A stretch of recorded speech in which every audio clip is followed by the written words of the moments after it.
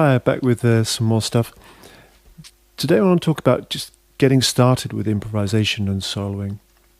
After I posted my first two videos on the theme of getting better at soloing, I got quite a bit of feedback from some of you who were saying that they needed some guidance on to get started in the first place. So that's what we're talking about today. I gave a class down at sax.co.uk and it was the same thing there. I got some messages back.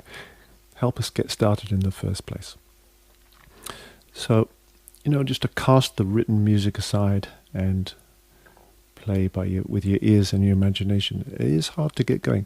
But this is a guarantee to get you started. I'm going to hold your hand and lead you safely into these new waters.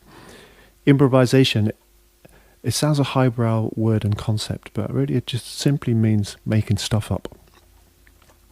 So we're going to use a backing track of mine. This one's called You're the One. It's D major for the alto and G major for the tenor. And we'll take the lovely 5-note pentatonic scale. Here's the sound.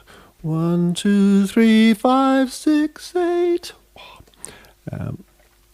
On the alto, it's D, E, F sharp, A, B, and then the top D. So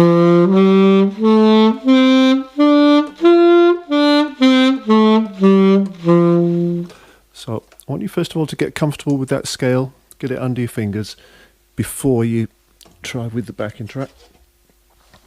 For tenor, we're in G major, and so the notes are G, A, B, D, E, G. It's a bit high there.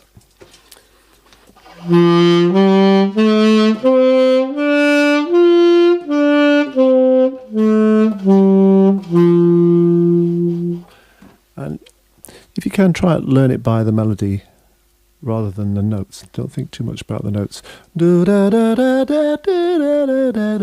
then wherever you start, you got the same tune, etc. And that's a good guideline generally for all this stuff. So, and then I want you to promise not to move from one step to the other until you feel comfortable. This track is downloadable from snakedavis.rocks on the student resources page. So first of all, we'll work with the track and just play the scales up and down as minims. 1 octave or 2 octaves or a 12th, whatever's comfortable for you. And then we'll graduate to crotchets. And I want you to notice how every note sounds and feels great, despite the fact that the chords are changing behind you on the backing track. So I'll demonstrate that.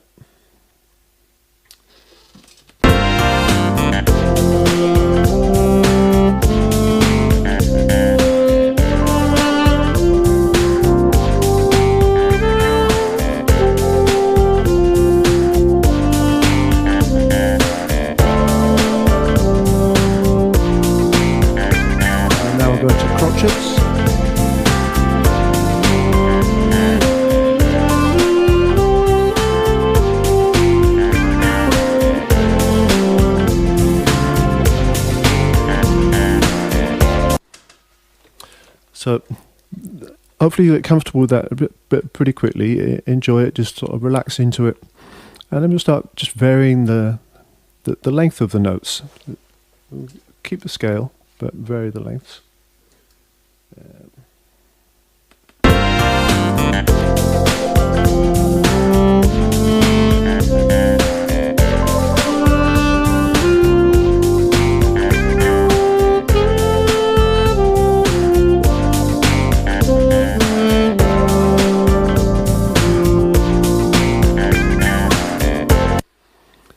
Get comfortable with that. I'll swap over to the alto again. You get comfortable with that, and then next step along the way, we'll start randomizing the order that we play the notes in. So we're going to stick to those same 5 notes. 1, 2, 3, 5, 6, 8. But we'll just mess around with the lengths and the order that we play. So we might go 1, 5, 3, etc. You know what I'm on about.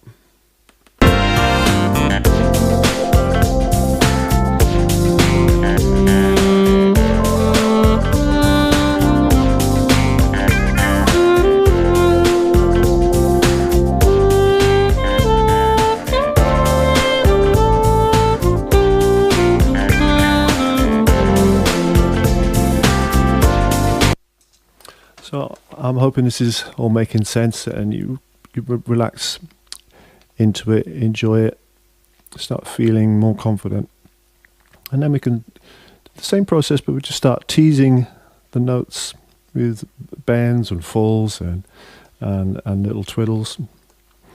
So let's have a go at that.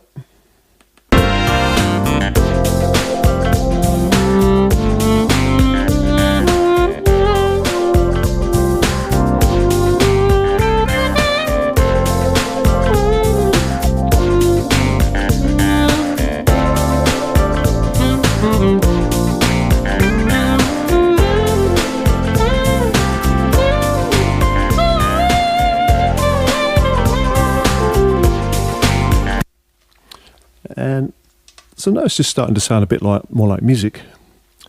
I hope it is for you too. And I'll go back to the tenor. And then the next thing we can try, but only if you feel ready, is we'll chuck in some more notes now. We'll forget about just sticking to the 5. Now if you want to, hopefully your ears will just take you now.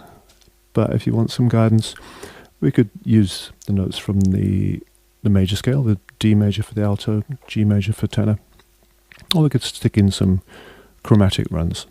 So I'll do a bit of that. First sticking to the major scale, and then playing any old thing, chromatic runs, that kind of stuff.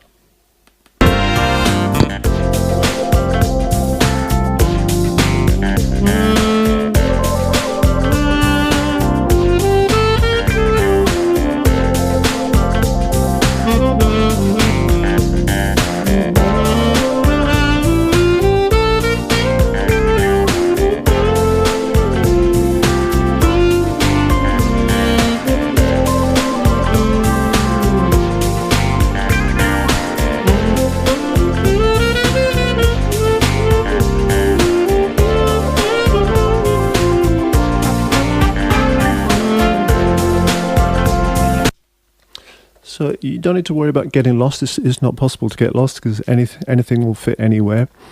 And you know, now you can be completely free with it. And you know, you have to trust me on, well, don't trust me on this. I'll try and demonstrate it. We've only got 12 tones in our Western music, and any one of those notes will fit on any chord. That applies to any piece of music you're playing. It'll only sound wrong if, in retrospect, you think you really didn't mean to do that, and perhaps if you've lent on a more challenging note too hard. But I'll have a little go and try and demonstrate that anything will fit anything.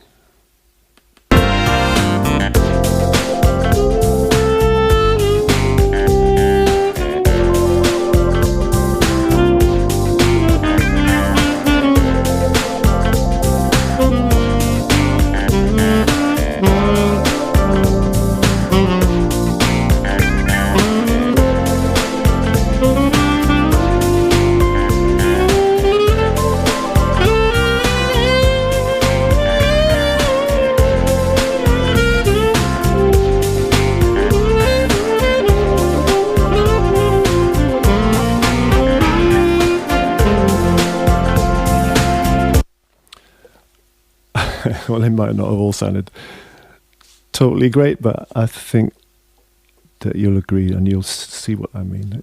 Any note will fit any chord. So that's it really for today. Let me know how you get on. I'm just hoping that that'll give you the confidence to get started, and then you can come back and get stuck into my videos and the series How to Play Better Sax Solos. There's 2 of them up now, but maybe subscribe, because I'm going to be throwing a whole lot more up there. Thanks.